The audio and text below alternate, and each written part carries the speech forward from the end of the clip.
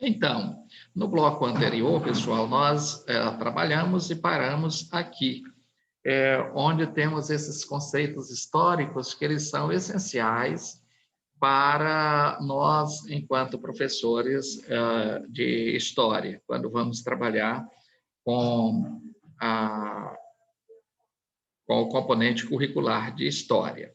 E aqui, o que nós temos a compreender? Uma vez que temos aí esses conceitos essenciais de cultura, aqui nós não vamos discutir a cultura dentro daquele conceito que nós estudamos lá em educação, etnia e identidade cultural, não. Aqui nós vamos estudar cultura, mas dentro de um contexto e de um conceito histórico. Memória, o que nós vamos entender por memória? Essa questão da compreensão de imaginário, a ideologia, compreendermos um pouco melhor o que seria e o que é uma ideologia, falarmos um pouco e discutirmos, compreendermos melhor essa questão de relações sociais que nós estamos falando e sempre falamos, e também temos aí as relações sociais de produção, compreender como isso acontece. Então, vamos lá. Quando nós estamos falando de cultura, aí o Silva ele já nos diz que a cultura ela abrange todas as realizações materiais e os aspectos espirituais de um povo, né? Então, quando ele diz todas as realizações materiais, ele já abrange tudo que envolve a nossa vivência, que envolve as nossas práticas, que envolve a nossa postura, o nosso comportamento, ele vai colocando que já envolve tudo, inclusive o espiritual, que diz respeito às opções religiosas. Ou seja, em outras palavras, cultura é tudo aquilo que é produzido pela humanidade. Olha aqui, no significado de cultura. Seja no plano concreto ou no plano imaterial, desde os artefatos e objetos até ideias e crenças. Então, tudo isso que é produzido pela humanidade é considerado cultura do ponto de vista histórico também, né? E aí faz um link bacana lá com a concepção e o significado de história, de cultura que vimos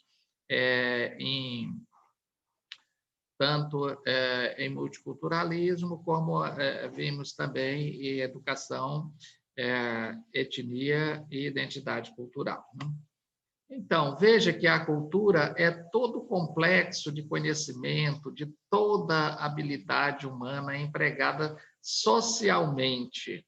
Então, é tudo isso, todo esse complexo de conhecimento que temos, seja um conhecimento simplesmente no campo das ciências, seja, olha aqui, onde está, e toda habilidade, né?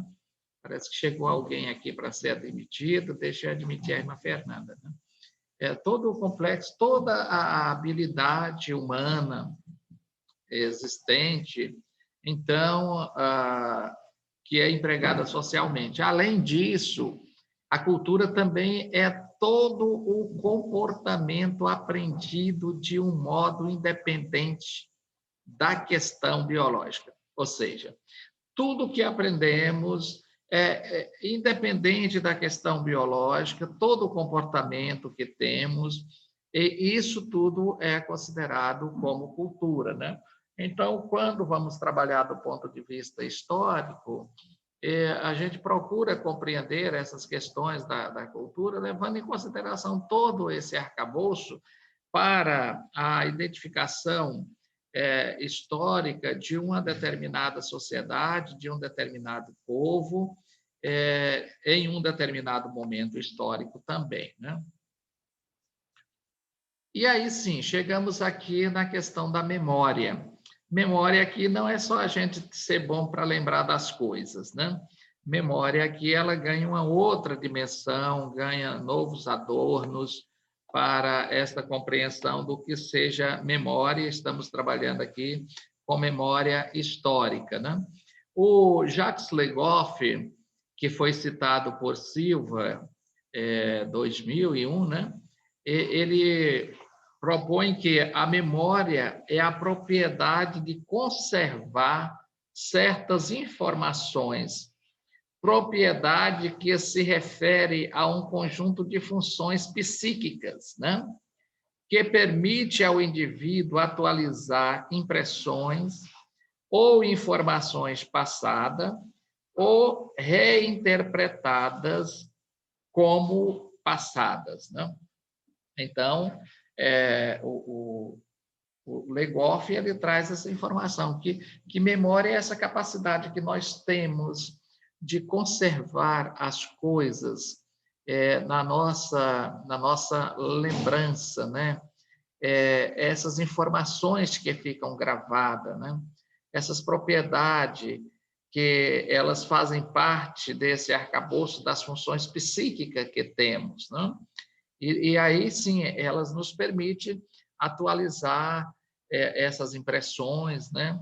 Quando vemos, quando você vê ou sente o cheiro de uma determinada comida, que aí você, às vezes, você lembra, diz, mas está com o cheirinho da comida que minha mãe fazia, né? Ou então, quando você vai comer uma determinada comida, que você diz, nossa, essa aqui está com sabor de comida de mamãe, que mamãe faz, né? Então, são essas coisas que ficam na memória, e elas estão para além simplesmente do lembrar, elas têm um significado, todo um significado que permeia pelas emoções, né? Então, permite o indivíduo atualizar essas impressões ou informações passadas, essas informações que foram do passado, que são atualizadas a cada momento que nos deparamos com situações que nos remetem a essas memórias. Ou até reinterpretamos questões do passado, né? Então, aí está um significado de memória histórica, né? Vamos prosseguindo aqui. Opa! Agora ele não está querendo me permitir. Tá. Quando nós falamos também da memória histórica, e aqui eu coloquei só memória, deveria ter colocado o título do slide memória histórica mesmo, o estudo da memória passa da psicologia à neurofisiologia. Veja, passa pela psicologia, esse ramo da ciência, de compreender o ser humano, as suas dimensões, suas capacidades, seu comportamento, seu caráter, sua forma de ser, sua forma de agir, né? Passando aí pela neurofisiologia, ou seja, por questões neurológicas, porque exige todo um trabalho psíquico, né? E essa questão psíquica, ela está ligada às questões neurológicas e fisiológicas, né? Que faz parte da fisiologia. Quando se estuda a fisiologia, estamos aí estudando a funcionalidade do organismo, não? Então, é neurofisiológico, tanto do sistema nervoso, neurológico, quanto do fisiológico. Então, nós temos aí a memória como sendo esse estudo que passa da psicologia à neurofisiologia, com cada aspecto seu interessando a uma ciência diferente, né? Ou seja, na psicologia, nós vamos estudar a memória do ponto de vista dessa questão da psique, né? Na questão da história, nós vamos estudar a memória a partir dos objetos históricos, até onde vai a minha lembrança, o que eu tenho guardado na minha mente sobre tudo aquilo ali que eu estou vendo, que eu estou fazendo, que eu estou ouvindo, né? Então, ela tem aqui, quando nós trabalhamos com essa memória, com cada aspecto e seu interesse a cada uma das ciências, justamente a diferente ciência, porque em cada ciência vai trabalhar essa questão da memória dentro de uma concepção e com uma finalidade específica e, inclusive, até mesmo com um significado diferente, né? Sendo a memória social um dos meios fundamentais para se abordar os problemas do tempo e da história, né? Então, aqui vamos trabalhar com a memória social. É o que temos guardado sobre as relações sociais que ocorreram na sociedade em tempos diferentes. Então, isso é a memória histórica, né? Vamos prosseguindo aqui para compreender agora uma outra questão do imaginário, né? Quando se fala de imaginário, o Silva e Silva, ele diz que o imaginário significa aí um conjunto de imagens guardada no inconsciente coletivo de uma sociedade ou de um grupo social. Veja, eu tenho esse imaginário, esse conjunto de imagens que elas estão guardadas nas ações de uma sociedade, no inconsciente, que as pessoas fazem inconsciente, mas é aquilo que já vem das relações que são estabelecidas pelos antepassados, e nós permanecemos aí nessas relações e nessa prática social do cotidiano, e temos aí esse imaginário, que é a forma como essa sociedade se organiza, que nós já fazemos isso automaticamente, né? Já mantemos as nossas relações, já entramos em contato com os nossos amigos, isso de forma tão espontânea, sem nos prendermos a quais princípios de imaginário coletivo que nos leva a ter essa afetividade com as pessoas, né? Então, veja que é o depósito de imagens, de memórias e imaginação. Veja que aqui, nesse imaginário, nós trazemos toda a questão da memória aliado à imaginação, aquilo que nós imaginamos que pode ser o melhor para essa sociedade ou para este grupo do qual nós fazemos parte. Então, aí nós temos o significado de imaginário. Ainda o Silva e Silva, ele diz que a memória ela abarca todas as representações de uma sociedade, né? Toda a experiência humana, coletiva ou individual, né? Então, as ideias sobre a morte, sobre o futuro, sobre o corpo, né? Então, todas essas questões, elas estão aí no imaginário, né? Nessa questão do imaginário.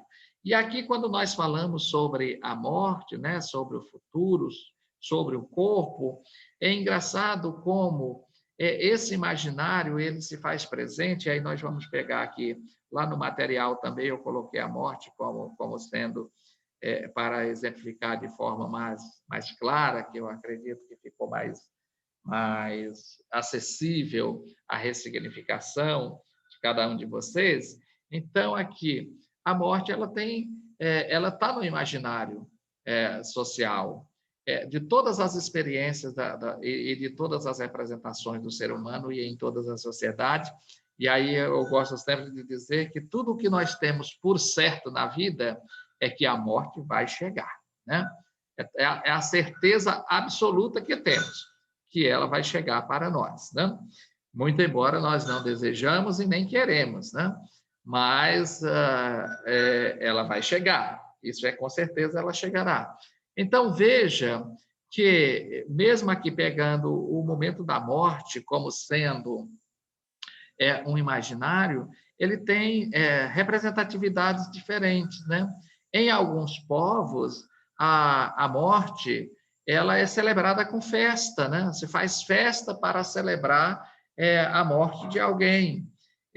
Aqui no México também, ela tem um outro significado, tem até o museu dos mortos. As pessoas morrem, eles preferem colocar essa pessoa, dessecar essa pessoa e colocar lá no museu, acreditando que aquela pessoa vai ter um determinado tempo aí que ninguém sabe, mas que o espírito pode voltar àquele corpo. Então ela fica ali, e ali as pessoas faz festa, toma a sua bebida, faz os seus pratos típicos e come ali sem nenhum problema, né? E para outro, já a morte tem um significado de perda, de dor, de tristeza, de saudade, de lembranças, e aí a gente chora e entra naquele luto profundo, né? Nesse sentimento, inclusive, de se perder o contato físico com essa pessoa e as relações emocionais, afetivas, que não podemos mais aflorar essas relações com essa pessoa, então tem um outro significado. Então, aí está a questão da morte no imaginário como sendo algo representativo, que nós temos o imaginário, cada povo vê a morte com um significado diferente. Uns fazem festa, outros choram, outros guardam o seu morto, né? E outros povos indígenas também, que nós até falamos, enterram os seus mortos de bruço, porque de bruço ele tem condição de sempre com a cabeça virada para o lado de um rio, porque ele vai até o rio e vai sair nadando e vai, com certeza, voltar aí no mundo dos espíritos para fazer o bem às pessoas.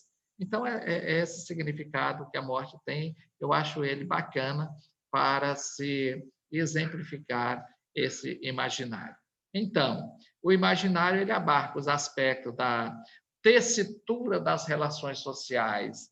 Seu alcance vai desde as atividades reais que nós fazemos aqui, materializada, até o que se idealiza de uma determinada realidade, né? Aquilo que a gente só pensa, aquilo que a gente fantasia, né?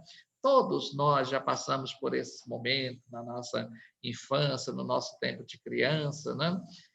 De criar um mundo imaginário, aquela coisa bonita, criar aqueles palácios onde você ia habitar. Às vezes, até hoje, as pessoas ainda criam, né? Mesmo depois de grandinhos, igual nós estamos, né? E na nossa idade também. Então, são essas questões. Quantas pessoas que entram aí no imaginário de ficar rico, de ganhar na cena, né? E aí vou ganhar na Mega Sena, e vou comprar uma fazenda, vou comprar duas, vou ajudar fulano, vou ajudar Beltrano. Aí, de repente, ele ficou rico, rico, e aí depois ficou pobre, pobre, né? Aí faz igual o Alto da Compadecida. Estou rico, estou pobre, estou rico, estou pobre, né? Então, são essas situações que elas entram também, o imaginário ela abarca tudo isso, né? Desde essa tessitura concreta, os fatos concretos das relações sociais, os alcances que ela tem, das atividades que são reais, mas leva até aquilo que se idealiza, aquilo que se sonha, aquilo que se pensa, aquilo que se imagina de uma determinada realidade, né? Prosseguindo, aí vamos trabalhar aqui um pouco com a questão da ideologia. E aí, quando a gente trabalha essa questão de ideologia, Silva e Silva, ele já diz que é um dos significados mais abrangentes, apresenta a ideologia como um sistema de ideias, né? Ou mais exatamente, de crenças mais ou menos coerentes. Ou seja, a pessoa perpassa, a ideologia perpassa por um sistema, um encadeamento de ideias, né?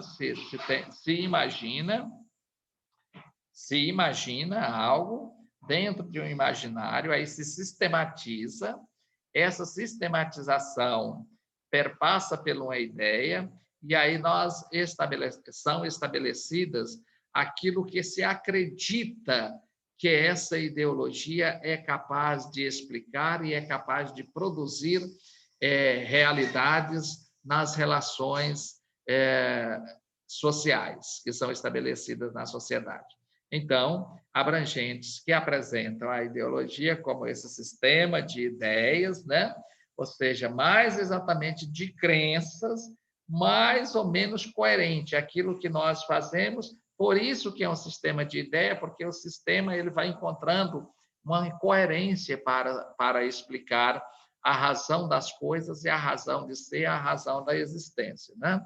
Dentro do contexto de ideologia, o Silva e Silva ainda diz que considera ainda que as ideologias sejam formas de se entender o mundo e de se posicionar nele, né? Então, ela tem essa abrangência de nos possibilitar nos posicionar a partir de uma determinada ideologia. Para muitos intérpretes, a ideologia, ao invés de esclarecer a realidade, ela prejudica o seu entendimento, porque a pessoa fica tanto nesse mundo, no mundo das ideias, né? Tem até na história, tem uma área da história que é a história das ideias, né? A história é como as pessoas pensam, idealizam essa sociedade, idealizam o mundo, idealizam a família, idealizam a riqueza, idealizam o capitalismo, idealizam o socialismo, o comunismo. Então, aí, na citação de Silva e Silva, ele diz que, para muitos intérpretes, né, a ideologia, ao invés de esclarecer a realidade, ela prejudica o seu entendimento, né? E aí a gente pode observar que determinadas pessoas elas ficam tão arraigadas em um parâmetro ideológico que elas até esquecem de ir um pouco adiante. E aí tem uma colega minha que é historiadora, diz que são os... mais ou menos os idealistas sem causa, né? Que fica só no campo das ideias, sem observar o que de fato está acontecendo no mundo, né? E relações sociais, né? O que nós vamos entender por relações sociais? Quando nós falamos das relações sociais, estamos dizendo aí, Góes, ele traz essa informação que é importante, eu a coloquei porque eu achei que é pertinente para a gente compreender esse significado, que as relações sociais que fundam os processos individuais são caracterizadas por tensões e equilíbrio, né? E estão vinculadas tanto à solidariedade quanto à coação. Ou seja, que as relações sociais elas são estabelecidas nesses confrontos que nós temos do nosso dia a dia e dos nossos espaços dentro da sociedade e que ela vai se caracterizar por essas tensões que nós vivenciamos. E aí, sim, pelos pontos de equilíbrio que temos, mas também ela alcança as questões da solidariedade, que é como nos relacionamos com as outras pessoas, e perpassa pela questão da coação, ou seja, dos limites que são impostos para que nós possamos nos pautar dentro dessas sanções que temos, né? Então, nós temos aí que, nas relações sociais, o homem constrói sua individualidade, né? Eu construo a minha individualidade de forma contraditória, pois, ao se singularizar, ele é apoiado e constrangido, né? Quando nós singularizamos a nossa individualidade, né? Ela se torna singular, eu sou um indivíduo único, exclusivo, mas eu fico constrangido, nós passamos por esse constrangimento, porque dentro da minha individualidade eu não posso fazer tudo o que eu quero, porque eu tenho que estabelecer laços, alastrar laços e relações com outros indivíduos que também são únicos, que também são singulares, mas que temos que encontrar formas e meios de nos relacionarmos de forma equilibrada, a ponto de que a sociedade esteja, de fato, estruturada e tenha, se possível, menos problemas com as relações que nós estabelecemos, né? Veja que, dentro das relações sociais, ela é singularizada pelo nome que recebe, ou seja, pelo ato de saudação do outro, pelos papéis atribuídos e expectativas postas, né? Então, ela é singularizada por essas questões. As relações sociais, essa questão da saudação ao outro, do compreender o outro, pelos papéis que nós desenvolvemos na sociedade, as expectativas que nós temos enquanto pessoas, né? As expectativas que temos enquanto nós mesmos e as expectativas que temos enquanto as nossas ações no contexto social, né? Então, isso singulariza o próprio conceito de relações sociais, né? E relações sociais de produção? O que podemos entender por relações sociais de produção? Quando falamos de relações sociais de produção, Oliveira, ele já nos diz que as relações sociais de produção são as relações que os homens estabelecem entre si no processo produtivo. Então, o próprio nome produção é as relações que nós estabelecemos dentro de um processo produtivo. Esse processo produtivo, ele envolve tanto aos produtos, às mercadorias, às riquezas, mas envolve também o conhecimento, a ciência, a forma como nós encaramos para produzir conhecimento, né? Então, são essas relações sociais de produção que são as relações que os homens estabelecem entre si dentro desse processo produtivo. Dentro do processo de conhecimento, eu estabeleço relações com outros homens que tiveram outras produções, têm os objetos de estudo, e eu vou interagir e estabelecer, dentro desta relação para a produção de conhecimento, eu vou estabelecer um contato aí com outros homens, com outras pessoas. Vejam que aí, dentro das relações sociais de produção, o Oliveira, ele nos diz que para produzir os bens e serviços de que necessitam, os homens estabelecem relações uns com os outros, né? Por exemplo, eu preciso de um produto X, então o industrial diz, eu vou produzir este produto X, e esse produto X vai ser consumido pelo João, pelo Pedro, pelo Manel. Então, nós estabelecemos essas relações de produção, né? No processo produtivo, os homens estão ligados entre si e dependem uns dos outros, né? Isso para que eu tenha o óleo para temperar a minha comida, eu dependo do empresário que fez a plantação, a lavoura de soja, e dependo do complexo industrial que moeu aquela soja e que extraiu aquele óleo. Mas eu dependo também daquela outra indústria que fabricou a embalagem para armazenar este óleo, né? E vou depender também daquele funcionário lá da indústria que está ali para pegar esse óleo e colocar nas caixas. E aí vou depender também do motorista que está ali esperando para carregar o seu caminhão e conduzir este produto até o mercado, né? Então, veja, quando ele chega no mercado, eu ainda dependo dos estoquistas que vão pegar esse produto para expor nas prateleiras, e aí eu vou ao mercado e está lá o produto que eu pego sem nem considerar qual foi a trajetória que ele teve para estar ali, mas ali está produzido e eu preciso consumi-lo e eu vou lá e pego esse produto. Então, no processo produtivo, os homens estão ligados entre si e dependem uns dos outros. Não tem como não depender. Imagina se para nós termos o óleo de soja aqui, eu tivesse que ir plantar a soja, tivesse que ir moer, tivesse que torrar, né, para extrair o óleo. Seria bem complicado, não? O trabalho é o ato social no sentido de que é realizado na sociedade.